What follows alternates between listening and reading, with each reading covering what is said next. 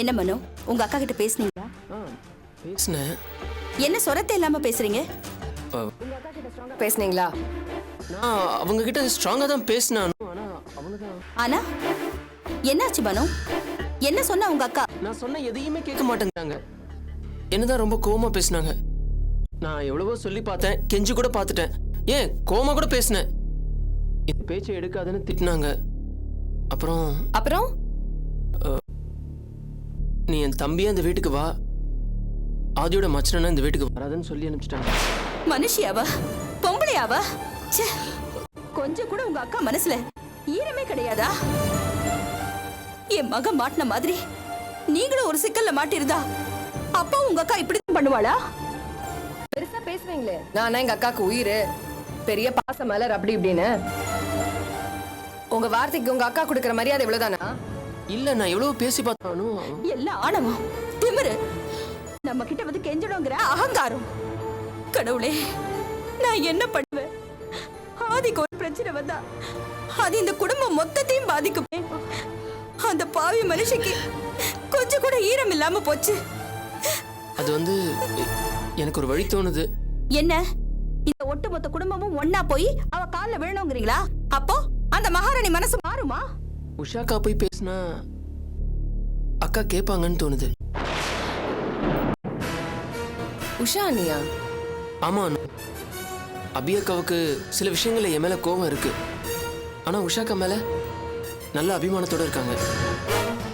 அதனால உஷாக்கா சொன்னா கேட்பாங்கன்னு தோணுது. அப்படியா? உஷா, வேற வழியே இல்லம்மா. நீ போய் அவகிட்ட பேசு. உன் முகத்தை பார்த்தாவது அந்த கல் நெஞ்ச கறிக்கு இறக்க வருதான்னு பாப்போம். ஆதிக்கு ஏதாவது ஒண்ணுன்னா அது ஒன்னதாம பெருசா பாதிக்கும். உன் குழந்தையோட எதிர்காலம் கேள்விக்குறியாயிடும். ஆதி ஒண்ணு அவ்வளவு கெட்டவல்லம்மா. பக்கம் தப்பு இருக்குன்னு தெரிஞ்சா அதை ஏத்துக்கிட்டு மன்னிப்பு கேட்பான். ஓ விஷயத்துல பார்த்தேல்ல, தான் செஞ்சது தப்புன்னு தெரிஞ்சது உடனே உன்கிட்ட வந்து மன்னிப்பு கேட்டான்ல. என்னம்மா யோசிக்கிற? இல்ல அத்தை, நான் அபி கிட்ட என்ன சொல்லுவேன், என்ன கேட்பேன்னு எனக்கு ஒண்ணும் புரியல. கடவுளே, என் பேரனை காப்பாத்த யாருமே முன் வர மாட்டாங்களா? தெய்வமே, நீதான் அவனை காப்பாத்தணும், நீதான் அவனை காப்பாத்தணும். பாட்டி அழாதீங்க பாட்டி. என் பேரனை யாரு காப்பாத்துவா? தெய்வமே, என் பேரனை காப்பாத்துப்பா.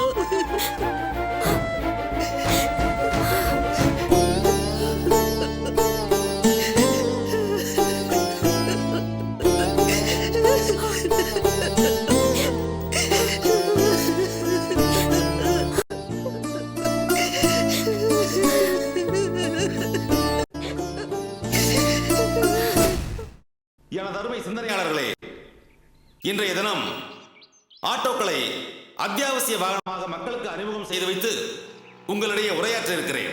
உலகிலேயே சிறந்த வாகனம் ஆட்டோக்கள் தான்.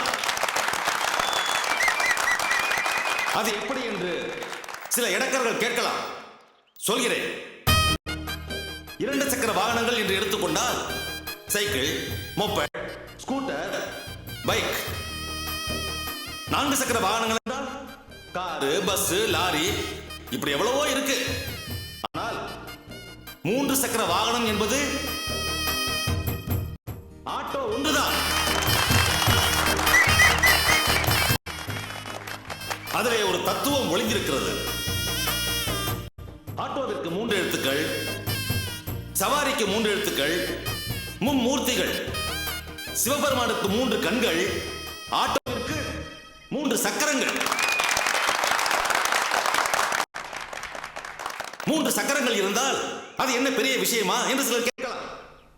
அவர்களை பார்த்து நான் கேட்கிறேன், அட கூமுட்டைகளா, ஆகாய விமானத்திற்கு கூட தான் 3 சக்கரங்கள் இருக்கின்றன. இருந்து என்ன பயன்?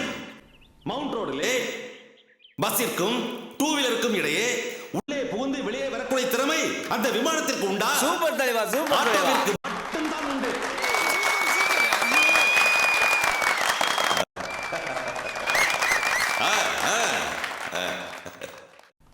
ஆக விமானத்தை விட உயரமானது நமது ஆட்டோக்கள். ஆனால் இன்றைய நிலை என்ன? நோகாமல் கம்ப்யூட்டர் மூலம் விமானத்தை இயக்கும் விமானிகள் லட்சக்கணக்கில் சம்பளம் வாங்குகிறார்கள். ஆனால் சந்து பொந்துகளில் சாகசம் புரியும் நமது ஆட்டோ ஓட்டுநர்கள் மீட்டருக்கு மேல் கேட்டால் நம் பொதுமக்கள் கொடுக்க மறுக்கிறார்கள். இந்த அவல நிலையை போக்க வேண்டும், அதை மாற்ற வேண்டும் என்று நான் சிந்தித்தேன். அந்த சிந்தனையின் விளைவுதான் இந்த ஆட்டோ பேரவை. தலைவர் திருவேங்கட எங்க சிங்க தலைவர்.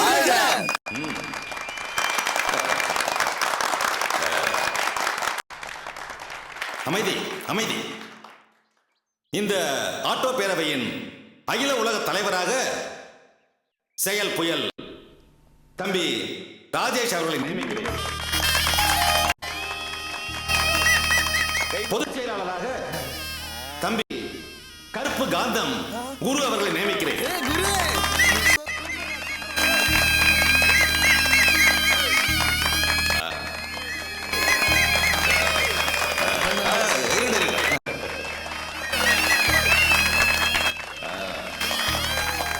வாழ்க வாழ்க.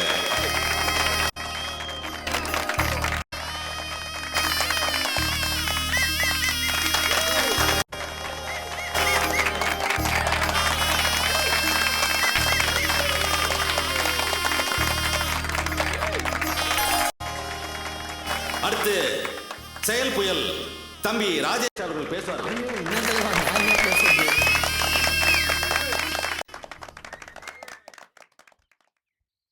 Hello mic check. நான் என்னங்க பேசுறது? அதான் நம்ம தலைவர் புதிய போர்வால் சிந்தனையாளர் எல்லாமே அவரே பேசிட்டாரு. இருந்தாலும் நம்ம புதிய போர்வால் தலைவர் சொல்லுக்காண்டி ஒரு 2-3 வார்த்தை பேசுகிறேன். தலைவர் சொன்ன மாதிரி இந்த பைலட்டுங்க அநியாயம் தாங்கவே முடியலங்க. பிளேட் ஓட்டுறதுல எந்த கஷ்டமும் கிடையாது. நோ டிராபிக்கு, ஃப்ரீயாக ஓட்டலாம். பேசஞ்சருங்க பேரம் பேசி டாக்ஸிங் கொடுக்கறதும் கிடையாது. என்னடா அது மட்டுமா? எந்த பைலட் ஆகுது டிராபிக் போலீஸ்க்கு கட்டிங் கொடுத்துருக்கிறானா? ஆனா நம்ம அது இந்த சென்னை டிராபிக்ல நாய்ப்படாத பாடுபடுறோம். நம்ம பேங்க் லோன்ல காரை வாங்கின்னு இந்த கம்ப்யூட்டர் பசங்க ரோட்ல வந்துதான் கார் ஓட்டவே கத்துக்கிறானுங்க. லேசா வரிசைட்டா போறோம், இங்கிலீஷ்ல கண்ணா புண்ணான்னு கத்துறானுங்க. ரொம்ப டாக்ஸிங்கா இருக்குது. மீட்டர் மேல ஒரு 5 ரூபா கேட்டா எத்தனை கேவலமா பேசுறாங்க. அது மட்டும் இல்ல, பெட்ரோல் பங்க்லயும் ஒயின் ஷாப்லயும் நம்மள கீவுல நிக்க வைக்கிறானுங்க. இந்த கொடுமைலாம் ஒழியணும் தலைவா, அதான் நம்ம லட்சியம். இதோட என் உரையை முடிச்சுக்கிறேன். ஒரு சீரிய சிந்தனையாளருக்குரிய பேச்சு திறமைகள் அத்தனையும் உங்ககிட்ட இருக்கு. வாழ்த்துக்கள். அடுத்ததாக தம்பி கருப்பு காந்தம் குரு அவர்கள் பேசுவார்கள்.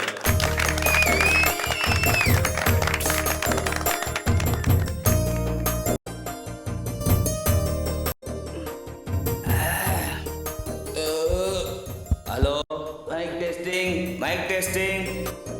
அண்ணா, நான் என்னன்னா பேசுறது? தலைவர் பேசினாரு, என் நண்பன் செயல் புயல் ராஜேஷ் பேசுனா, நான் கருப்பு காந்தம் நிறைய பேச மாட்டேன். எந்த ஆட்டோ டிரைவருக்காவது ப்ராப்ளமா? டோன்ட் வரி, ஒரே ஒரு கால் மட்டும் பண்ணுங்க, வந்து துவம்சம் பண்ணிடுறேன் நானு. Thank you thank you. அப்புறம் இப்பனே வெளிய போற ஆள் போனுல வழி விடுங்கப்பா. யோ தலைவர் பேசிட்டு இருக்காருல. யோ வீட்டு வாசல்ல கூட்டம் போட்டு என்ன வழி விட மாட்டேங்கிறீங்க? ஏய் யாரா இது மண்டை ஓடு பேசி நிக்கறாங்களே இங்க. யோ நடுத்தூர்ல கூட்டம் போட்டு அமக்கலமா பண்றீங்க, முதல்ல இடத்த காலி பண்ணுங்க. ஏய் அடிங்க. ஏய்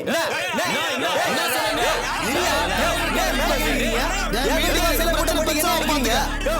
உன்னை நாசம் பண்ணிரான் பாரு. அவனே உர்றா உர்றா வீட்டு வாசல்ல கூட்டம் போட்டு என்ன பேசி நிக்கறாரு? என்னடா ஐயோ குரே நேத்திக்கு மேல அண்ணா பேசிரான் பாரு. நீ குரே குரே குரே சிங்கங்களே, நமது துவக்க விழாவை சீர்குலைக்க அழைப்பவர்களை சிதறடியுங்கள்.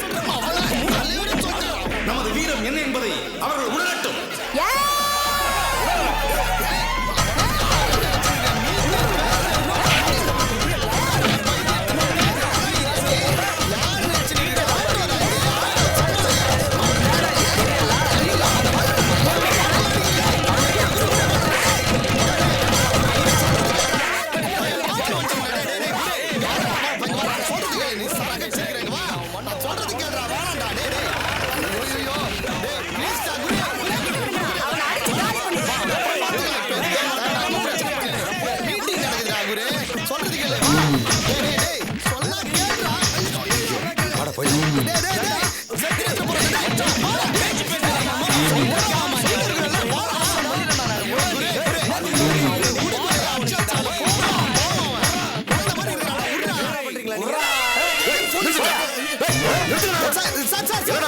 வீட்டு வாசல்ல கூட்டம் போட்டு வழியோட சொன்னா அடிக்கிறானுங்க சார். ஊர்ல இருக்கிற பிரச்சனை பத்தாதுன்னு நீங்க வேற பிரச்சனை பண்றீங்களா? ஃப்ரெண்டு தான் சார், சும்மா சொல்றேன். நீ இருப்பா, நீ ஏன்பா பேஜாரா?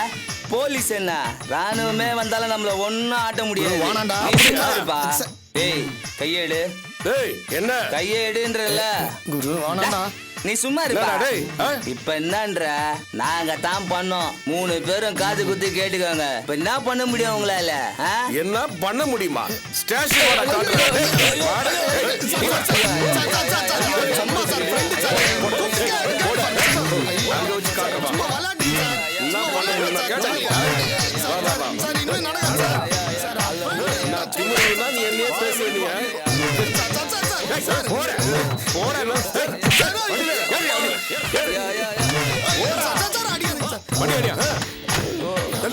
இப்படி பண்ற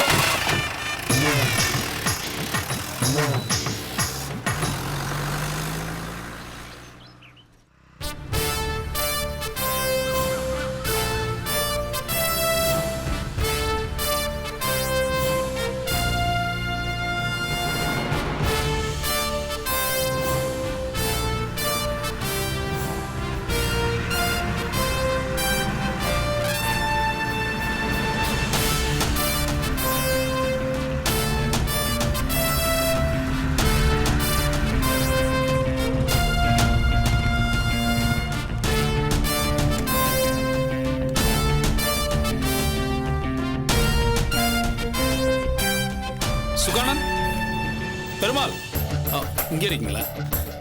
என்ன எல்லாம் ஒன்றா உட்காந்து பேசிட்டு இருந்தீங்களாக்கும்? வாங்க சார். அப்புறம் வாங்க சார். சாப்பிட்டாச்சா? சாப்பிட்டாச்சு சார். உங்களுக்கு வேற எதுவும் பிரச்சனை இல்லையே? பிரச்சனை ஒன்றும் இல்லை சார்.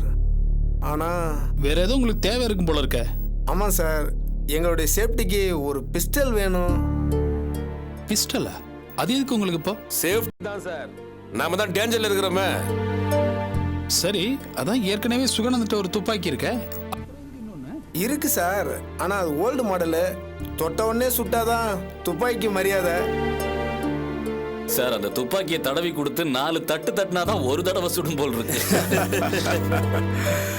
ஆமாம் சார், எங்களுக்கு ஒரு நல்ல துப்பாக்கி ஏற்பாடு பண்ணி கொடுத்தீங்கன்னா நாங்கள் வச்சுப்போம். இன்னும் பாதுகாப்பாக இருக்கோம்.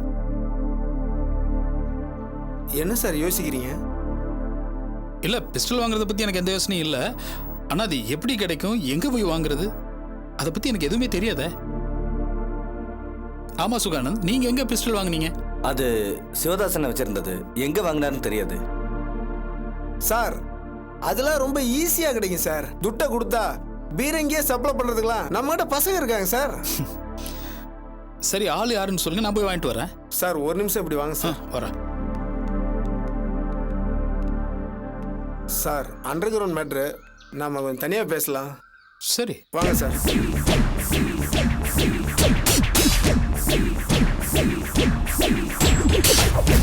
சொல்லுங்க. நம்ம ஏரியா பக்கம் போய் கருணாமூர்த்தி வீடு எங்கன்னு கேட்டா சொல்லுவாங்க. அவன்கிட்ட போய் அவன் கேட்கிற பணத்தை கொடுத்துட்டு இடம்புரி சங்கம் வேணும்னு கேளுங்க, அவன் கண்டிப்பா கொடுப்பான். இடம்புரி சங்கா? அது கோடு வேர்டு சார். இடம்புரி சங்குனா துப்பாக்கி, விளைஞ்ச முத்துனா தோட்டா, இப்படி ஒவ்வொன்றுக்கும் ஒரு பேர் இருக்கு. இதுல ஏகப்பட்ட விஷயம் இருக்கும் போல இருக்கு. ஆமா சார், ரொம்ப டேஞ்சரான உலகம். சரி, நான் போய் வாங்கிட்டு வந்துடுறேன். சரி.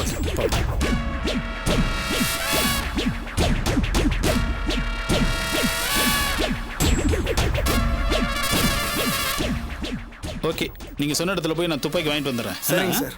அப்புறம் துப்பாக்கி வாங்கினா மட்டும் பத்தாது, அதை குறி பார்த்து சுட தெரியணும். நீங்க எப்படி யானை எண்ணி பாட்டினா அதை ஒரு ஓரமாவது சுடுவீங்களா? என்ன சார் இப்படி கேட்டுட்டீங்க? பறக்கிற சிட்டுக்குருவியே சுடுவோம் சார். நீங்க சுடுவீங்கன்னு தெரியுங்க, ஆனா அது குருவி மேல படுவாங்கிறதா டவுட். சரிங்க, நான் போயிட்டு வந்துடுறேன். Okay sir. சரி சார்.